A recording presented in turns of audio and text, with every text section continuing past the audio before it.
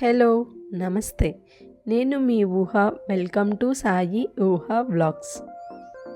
ఈరోజుటి వీడియోలో మనం మసాలా వడ పులుసు తయారీ విధానాన్ని చూద్దాం. చాలా టేస్టీగా ఉంటుందండి. ఒక్కసారి మీరు కూడా ట్రై చేయండి.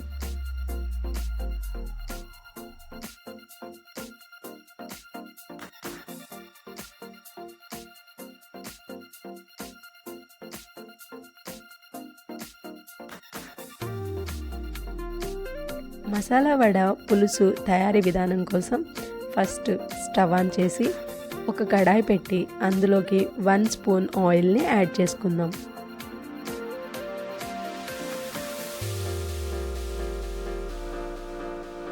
ఆయిల్ అనేది లైట్గా హీట్ అయిన తర్వాత 1 టేబుల్ స్పూన్ ఆవాలు, 1 టేబుల్ స్పూన్ జీలకర్ర, కొంచెం మెంతులు, వీటినన్నిటిని బాగా ఫ్రై చేసుకోవాలి. 2 పచ్చిమిర్చిని సన్నటిగా తరిగి ఆ తరుగును కూడా యాడ్ చేసుకోవాలి. ఒక బిగ్ సైజ్ ఆనియన్ని సన్నటి తరుగుగా చేసుకొని ఆ తరుగును కూడా యాడ్ చేసుకోవాలి. కొంచెం కరివేపాకును కూడా యాడ్ చేసుకుందాం.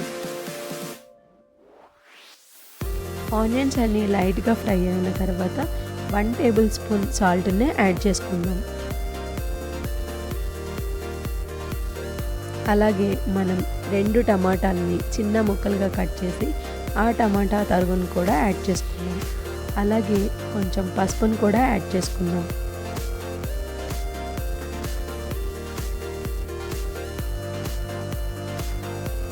కొద్దిసేపు మూత పెట్టి కుక్ చేసుకుందాం. ఇప్పుడు రుచికి సరిపడు కారంని యాడ్ చేసుకుందాం. నాకు 1 టేబుల్ స్పూన్ పట్టిందండి. మీకు కొంచెం కారం ఎక్కువగా తింటే కొంచెం ఎక్కువైనా యాడ్ చేసుకోవచ్చు.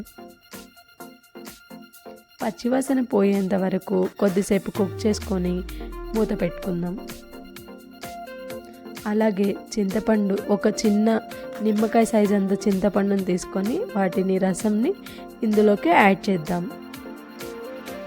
నాకు సాల్ట్ సరిపోయినట్టు అనిపించలేదండి, సో సాల్ట్ని కూడా యాడ్ చేసుకున్నాను.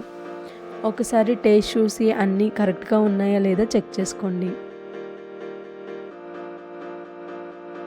ఆల్మోస్ట్ కర్రీ రెడీ అయిపోయిందండి. ఇప్పుడు మనం ఆల్రెడీ తయారు చేసి పెట్టుకున్న మసాలా వడల్ని యాడ్ చేసుకుందాం.